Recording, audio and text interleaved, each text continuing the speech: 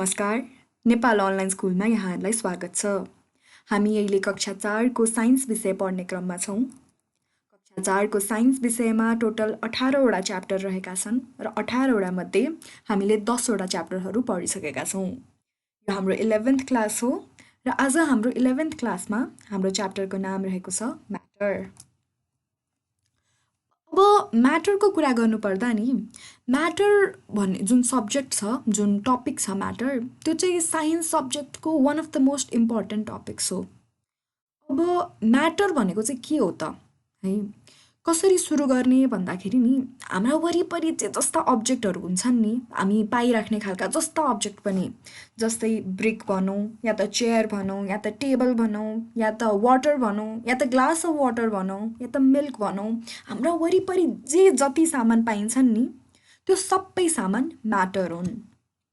अब है हाम्रा वरिपरि पाइने सबै सामान म्याटर हुन् भने म्याटर फरक कसरी भयो त? अब हामी हेर्न सक्छौँ नि, ब्रिक र चेयर एकअर्काभन्दा फरक फरक छन्, टेबल र चेयर एकअर्काभन्दा फरक फरक छन्, पानी मिल्कभन्दा फरक छ, ग्लास टेबलभन्दा फरक छ। यस्तै हाम्रा वरिपरि पाइने सबै अब्जेक्टहरू एकअर्काभन्दा फरक छन्।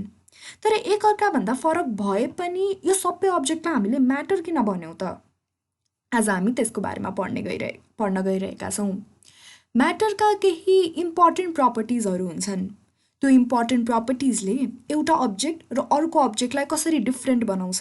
जस्तै अब हामीले कुनै अब्जेक्टको वेट लियौँ भने, कुनै अब्जेक्टलाई तौलियौँ भने, कुनै एकदम गरुङ्गो हुन्छन् तर कुनै एकदमै हलुङ्गो हुन्छन् नि। Some objects are light while some are heavy while lifting them. त्यस्तै कुनै कुनै अब्जेक्ट एकदमै साना हुन्छन्, जस्तै यो इट्टाले अलि सानो ठाउँ लिन्छ तर यो टेबलले एकदमै ठुलो ठाउँ ओगट्छ नि त नि। त्यस्तै म्याटरहरू यस आधारमा पनि एकअर्काभन्दा फरक फरक हुन्छन्। आज हामी यसकै बारेमा पढ्न गइरहेका छौँ कि म्याटरहरू एकअर्काभन्दा फरक कसरी हुन्छन् र फरक भए तापनि हामीले सबै अब्जेक्टलाई म्याटर किन भनेका हौँ त भनेर। म्याटरको first property, matter has its own weight. अब भर्खर हामीले कुरा गरेको थियौँ नि गरुङ्गो र हलुङ्गोको बारेमा। अब हाम्रा वरिपरि जे जति अब्जेक्टहरू हुन्छन् नि, टेबल, कुर्सी, घडी, पानी या त हाम्रो घरहरू नै भनौँ, जे जस्ता अब्जेक्टहरू हुन्छन् नि, त्यो सबै अब्जेक्टको आफ्नो वेट हुन्छ। उनीहरू सबैलाई तौलिएर हेर्ने हो भने उनीहरूको आफ्नो वेट हुन्छ। त्यस्तै हाम्रा वरिपरि भएका अब्जेक्टहरूमध्ये कुनै लाइट हुन्छन्, कुनै हेभी हुन्छन्, कुनै हलुङ्गो हुन्छन्, कुनै गरुङ्गो हुन्छन्, तर सबैको केही न केही वेट चाहिँ हुन्छ। अब एकचोटि हेरौँ है त एउटा एक्सपेरिमेन्ट। जस्तै यो एउटा सिम्पल बिम ब्यालेन्स भयो भनौँ है। यहाँ पनि केही पनि वेट छैन, यहाँ पनि केही पनि वेट छैन। यो दुवै ब्यालेन्सको साइड खाली भएकाले यो ब्यालेन्स अहिले स्ट्रेट पोजिसनमा छ। अब मैले यहाँ एउटा बल खसालिदिएँ। अब यो ब्यालेन्स गरुङ्गो भयो, एउटा साइडमा गरुङ्गो भयो, अर्को साइड त खाली छ। त्यही भएर यो ब्यालेन्स यतापट्टि झुक्यो। किन झुक्यो भन्दाखेरि यो बलको सर्टेन वेट छ, तर यो ठाउँमा त केही पनि राखेको छैन नि त। त्यही भएर बलको वेट भएको कारणले यो ब्यालेन्स एउटा ठाउँमा झुक्यो। भनेपछि यसलाई म्याटर भन्न सकिन्छ। त्यस्तै ल मैले यहाँ बल थप्दै गएँ अरे, अर्को एउटा बल थपिदिएँ, अर्को एउटा बल थपिदिएँ, यस्तै 3टा बल भयो। अब यो 3टा बलको इन्डिभिजुअल आफ्नो वेट छ अरे है। अब यो ब्यालेन्सलाई स्ट्रेट बनाउनको लागि हामीलाई के चाहिन्छ त? हामीलाई कि त यस्तै 3टा बलहरू यो साइडमा चाहिन्छन्, कि त अर्को एउटा अब्जेक्ट चाहिन्छ जसको वेट चाहिँ यो 3टाकै बराबर होस्। अब त्यसको लागि चाहिँ हामी के गर्छौँ भन्दाखेरि हामी ब्यालेन्सको यो साइडमा चाहिँ अर्को एउटा ठुलो बल ल्याएर राख्छौँ जसको वेट चाहिँ यो 3टाको बराबर होस्।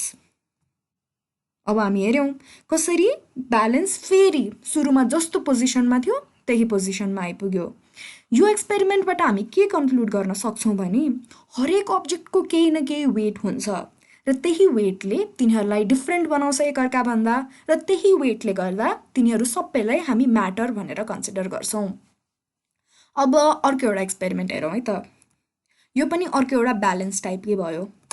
एउटा बलुन, दुईटा बलुन, यहाँ हामीले दुईटा बलुन लियौँ है। अब यो दुईटा बलुन लिएपछि नि यो दुईटा बलुन पनि म्याटर नै हुन्। किनकि यो दुईटा बलुन सेम टु सेम छन्, बराबर भएकै कारणले यो दुईटा बलुनले एकअर्कालाई यो ब्यालेन्समा एकअर्कालाई ब्यालेन्स गरिरहेका छन् है। अब यो यदि यो मध्ये एउटाको वेट बढी र एउटाको वेट कम भएको भए यो ब्यालेन्स तलमाथि हुन सक्थ्यो, तर त्यस्तो भएन किनभने यो दुवैको वेट बराबर छ। अब हामी एउटा निडल लियौँ है त, यो एउटा सियो भनौँ।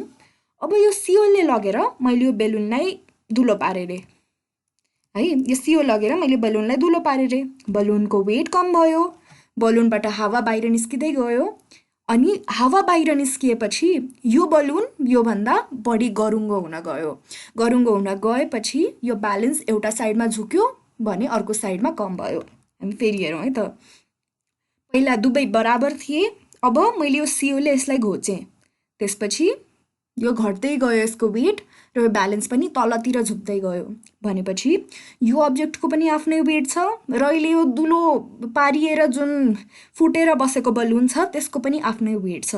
यो दुवैको आफ्नै वेट छ र यो दुवैको वेटले उनीहरू दुवैको क्यारेक्टरिस्टिक देखाउँदैछ, त्यही भएर यो दुवै पनि म्याटर नै हुन्। यस्तै हामी कन्क्लुड गर्न सक्छौँ कि हरेक अब्जेक्टको भनेको हरेक म्याटरको आफ्नो डिफ्रेन्ट वेट हुने गर्छ। अर्को property of matter, matter occupied space. हाम्रा वरिपरि जे जति अब्जेक्टहरू छन् नि त्यो सबै अब्जेक्टले कुनै न कुनै कति थोरै भए पनि धेरै भए पनि ठाउँ ओगटेकै हुन्छन् र त्यो उनीहरूले जति ठाउँ अक्युपाई गर्छन् नि, जति ठाउँ ओगटेर बस्छन् नि, त्यो स्पेसलाई हामी त्यो अब्जेक्टको भोल्युम भन्ने गर्छौँ। जस्तै बाइसाइकल सानो हुन्छ भनेपछि उसले थोरै मात्रै ठाउँ अक्युपाई गर्छ नि त नि, त्यही भएर उसको भोल्युम थोरै हुन्छ। तर यो ट्रकलाई हेरौँ त कति ठुलो छ नि यो ट्रक, र यो ट्रकले पनि आफ्नै वेटको अनुसार एकदमै ठुलो भोल्युम अक्युपाई गर्छ, त्यही भएर उसको भोल्युम बाइसाइकलभन्दा ठुलो मानिन्छ। जस्तै त्यही नै कुरा यहाँ लेखेको छ, a big object occupies more space and a small object occupies little space. ठ्याक्कै यो बाइसाइकल र ट्रक जस्तै। यस्तै हाम्रा वरिपरि भएका हाम्रो सबै अब्जेक्टहरूले पनि कुनै न कुनै स्पेस अक्युपाई गरेकै हुन्छन् र त्यही भएर म्याटर अक्युपाइज स्पेस, यो पनि म्याटरको एउटा इम्पोर्टेन्ट प्रपर्टी हो। अब यो दुईटा त सलिड अब्जेक्ट भए, सलिड अब्जेक्ट भनेको नपग्लिने खालका या त नबग्ने खालका त्यस्ता अब्जेक्टहरू भए, तर वाटर, मिल्क, केरोसिन यो सबै त लिक्विड फर्मका अब्जेक्ट हुन् नि त नि, भनेपछि अब त्यस कारणले they take the shape according to the shape of the pot. अब हामीले पानी कुनै भाँडामा खन्यायौँ भने त्यो पानीको सेप त ठ्याक्कै भाँडाको जस्तो हुन्छ नि त नि। जस्तै हामीले यो बिकरमा यो भाँडामा पानी खन्यायौँ रे, अब यो पानी ट्रायङ्गल जस्तो देखिन थाल्यो, तर यो बिकरमा पानी खन्याउँदा चाहिँ पानी सर्कल जस्तो देखिन थाल्यो। त्यस्तै हामी पानी जुन बिकरमा खन्याउँछौँ नि, पानी मात्रै होइन, मिल्क, केरोसिन यस्ता लिक्विड अब्जेक्टहरू हुन्छन्, हामी त्यसलाई जुन भाँडोमा खन्याउँछौँ त्यो भाँडोकै सेपमा आइपुग्छ नि त त्यो लिक्विड। त्यही भएर लिक्विडको पनि आफ्नै भोल्युम हुन्छ, किनकि यदि उसले भाँडोको सेप लिएको भए पनि त्यो लिक्विडको क्वान्टिटी त घटेको या बढेको छैन नि त नि, आफ्नै उसको एउटा फिक्स्ड भोल्युम छ, त्यसै कारणले नै उसले यो भाँडोको सेप लिन सकेको छ। Therefore, the object that has its weight and volume is called matter. अब उसको त्यो वेट र भोल्युम चेन्ज हुन सक्छ है, जस्तै हामीले यहाँ सलिड र लिक्विडको केसमा हेऱ्यौँ उनीहरूको चाहिँ वेट र भोल्युम कन्स्टेन्ट हुने गर्छ, तर हामी एकछिनमा ग्यासियस अब्जेक्ट अथवा त्यो ग्यासवाला अब्जेक्टहरूको बारेमा पनि पढ्छौँ जसको चाहिँ भोल्युम कन्स्टेन्ट हुँदैन है।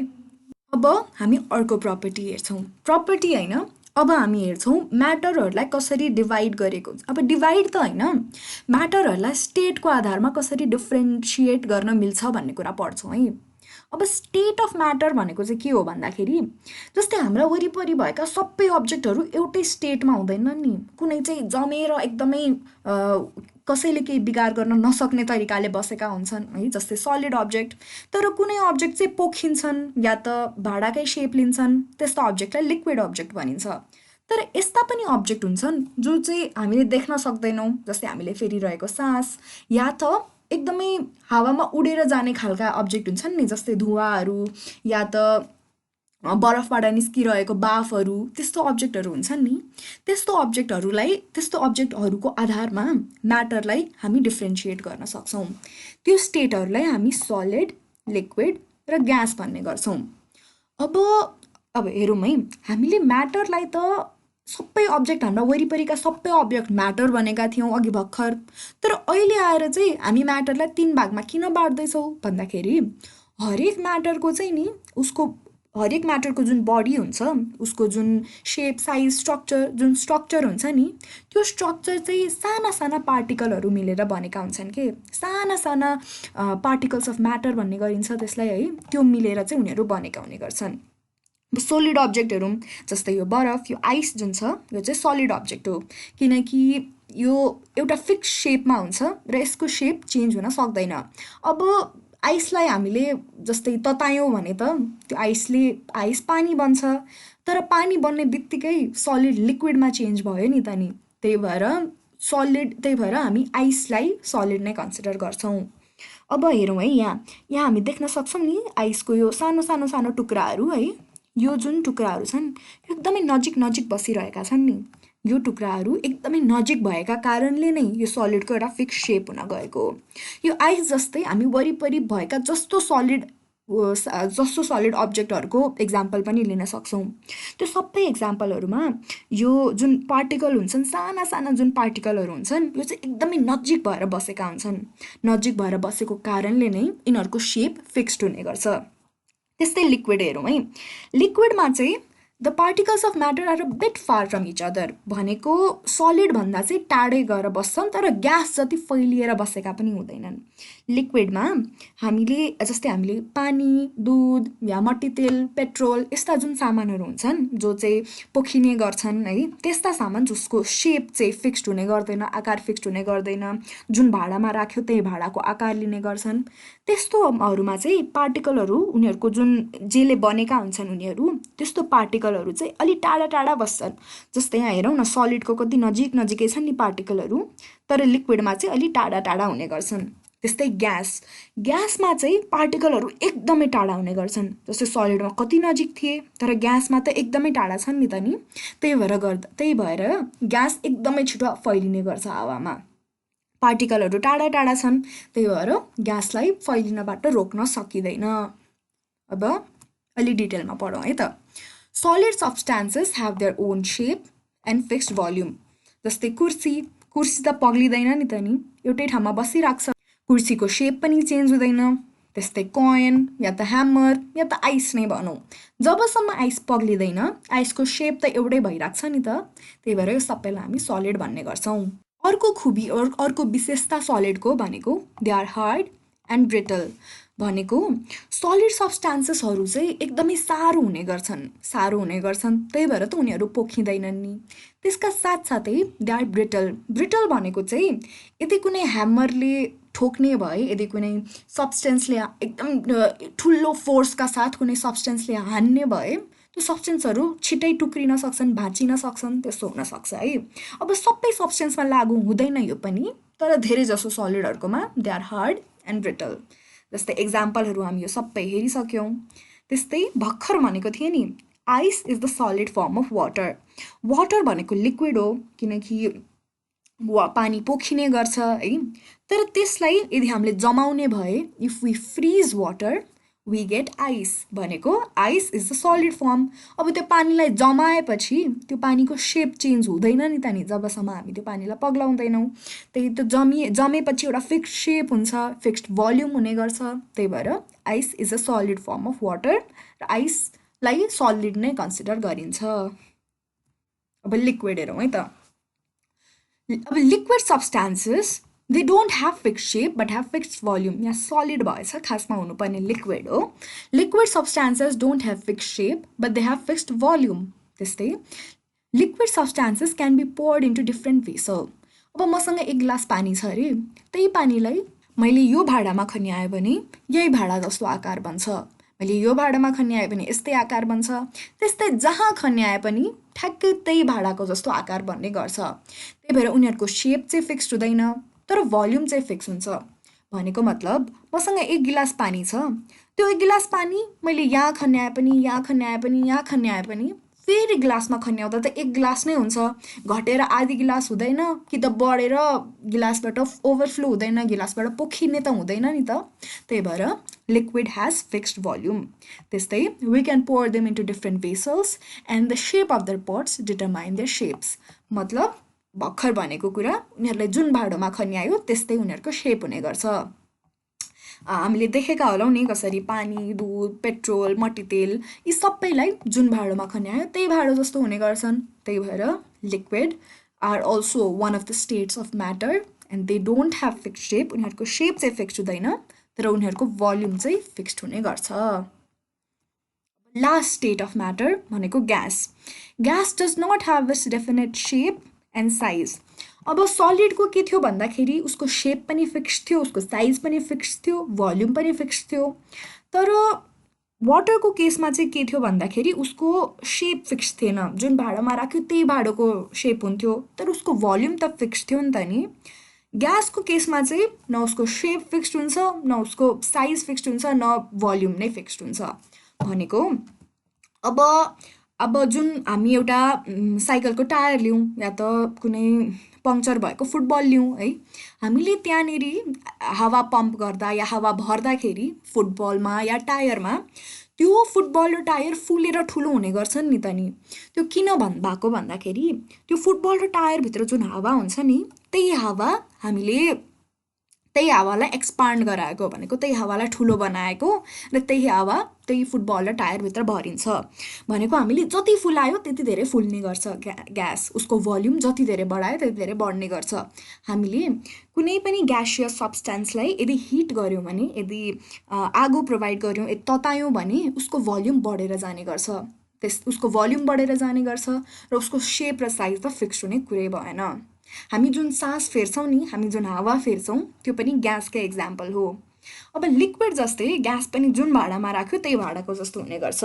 हामीले भर्खर भन्यौँ नि फुटबल, हामीले फुटबलमा राखेपछि त्यो ग्यास फुटबलभित्र रहेको हावा फुटबलकै सेपमा हुने भयो।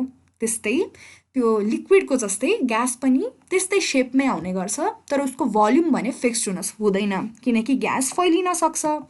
अब पानी त फैलिन सक्दैन नि त नि, त्यही भएर उसको भोल्युम फिक्स्ड हुने गर्छ। तर ग्यास फैलिन सक्छ, त्यही भएर उसको भोल्युमलाई हामी फिक्स्ड मान्दैनौँ। त्यस्तै जस्तै यो अगरबत्ती है, अब हामीले कोठाको एउटा कुनामा अगरबत्ती बाल्यौँ भने त्यो अगरबत्तीको बास्नाले पुरै कोठै ढाकिन्छ, अझ कहिलेकाहीँ त घरैसम्म फैलिन्छ अगरबत्तीको बास्ना है। किन भन्दाखेरि यो अगरबत्तीबाट जुन धुवाँ आइरहेको छ यो सबै ग्यासको फर्म हो, र यो ग्यास स्प्रेड हुन्छ, उसको भोल्युम फिक्स रहँदैन, त्यही भएर त्यो ग्यास सबैतिर फैलिन सक्छ। जस्तै मान्छेले बलुन फुकिरहेको, यो पनि उसले आफ्नो मुखबाट आएको हावा बलुनमा फुकिरहेको छ नि त। त्यही भएर यहाँबाट पनि हामी हेर्न सक्छौँ कि ग्यासको सेप र साइज फिक्स्ड हुँदैन र ग्यास स्प्रेड हुन सक्छ।